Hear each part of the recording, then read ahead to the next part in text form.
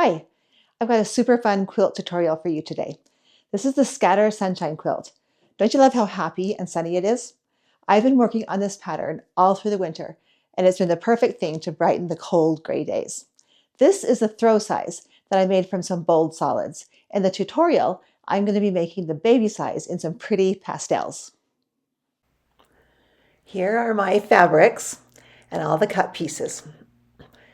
We're going to start by making a bunch of flying geese.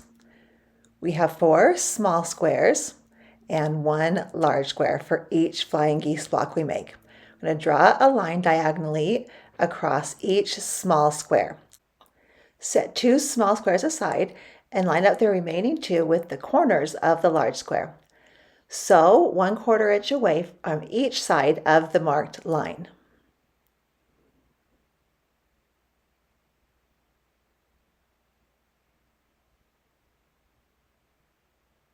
Then we cut on the marked line.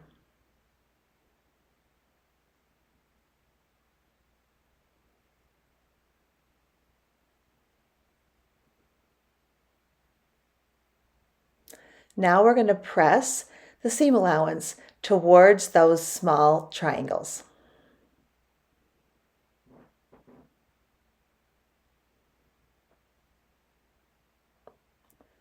Now we take the 2 remaining small squares and line them up with the corner of this block.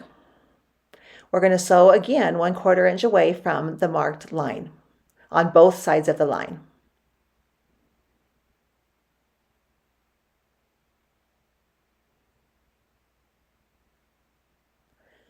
Cut on the marked line again.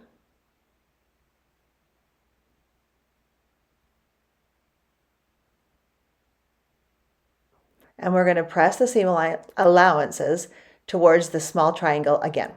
Now we're ready to trim. We're going to trim our flying geese to the designated size, making sure that we keep the point of the large triangle 1/4 inch away from the edge of the block and centered on the block. A rotating cutting mat is very helpful here.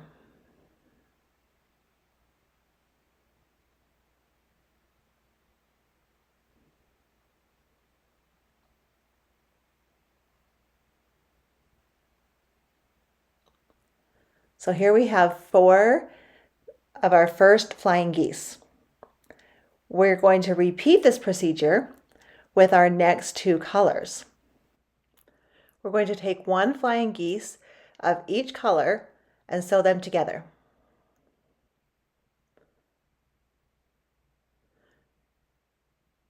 We'll press the seam allowance in the same direction that the flying geese seams were pressed. That is the direction that the large triangle is pointing. Our side blocks are done and our flower block is coming together. Now it's time to make the corner blocks. The corner block will go together in this formation, 1 piece at a time. After we sew the first 2 pieces together, we press the seam allowance open and sew the next piece onto the block. Press the seam allowance open again, and the corner block is finished. Now we're ready to sew the flower block together. We're going to assemble it in rows first before we sew the rows together. So we'll sew each row together and then press each seam open as we go.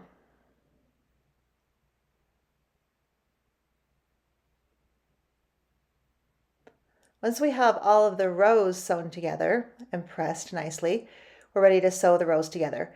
We're going to match the seams up and pin them and then sew the rows together. Press the seam allowance open and our flower block is done.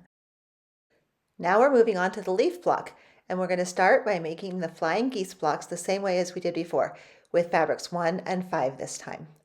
Sew the 2 flying geese blocks together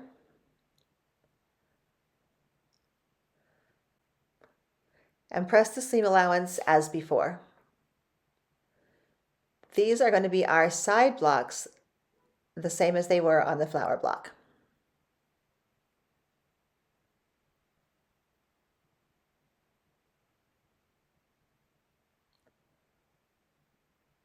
This time they're pointing in the opposite direction. Now we're going to make our corner blocks, and these go together the same way as they did before. Make sure you press the seam allowance open between each step. The shapes are slightly different, but the procedure is the same.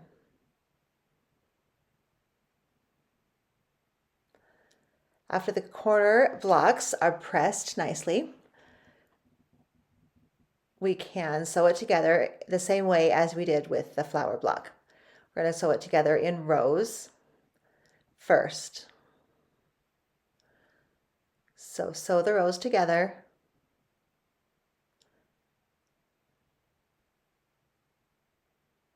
And then press the seam allowances open.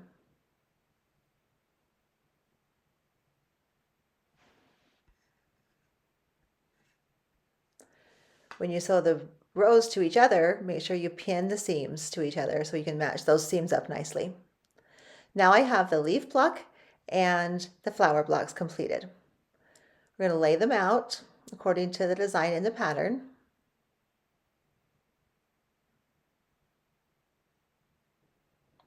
This is a simple alternating pattern.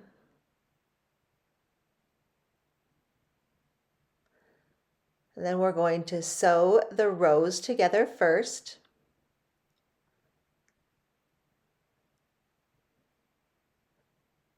Pinning to match up the seams in the blocks.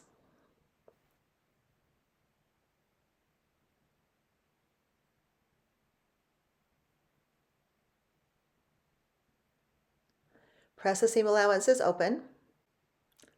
Then sew the rows together, pinning at the seams.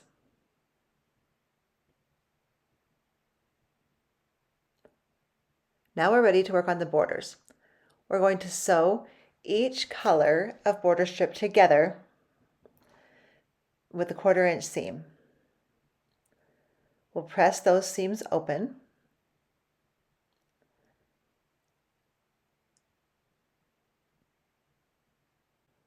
And then we're going to take each color and we're going to trim it to the exact width of the center quilt.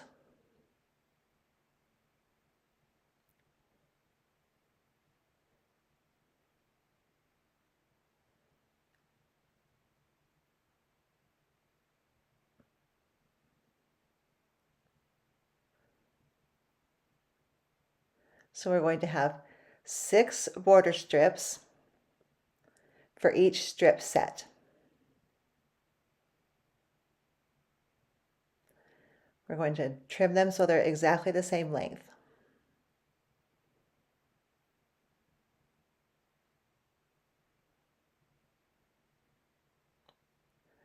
So here I have all of my border strips. They're cut to the exact same length.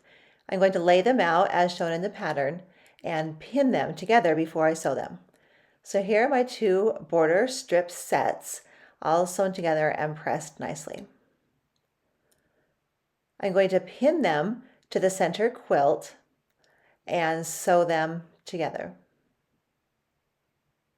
One goes on the top, one goes on the bottom.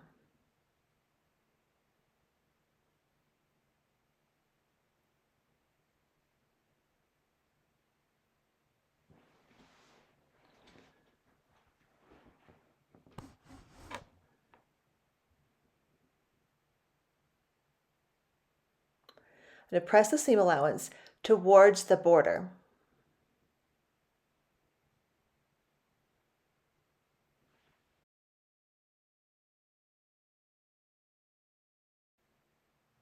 And here's my finished quilt top. And here's the finished quilt brightening up a snowy day. The Scatter Sunshine pattern is available on my website if you'd like to make your own. Thanks for joining me today. I'm Lisa Lund from Shadow Valley Quilts. We'll see you next time. Bye-bye.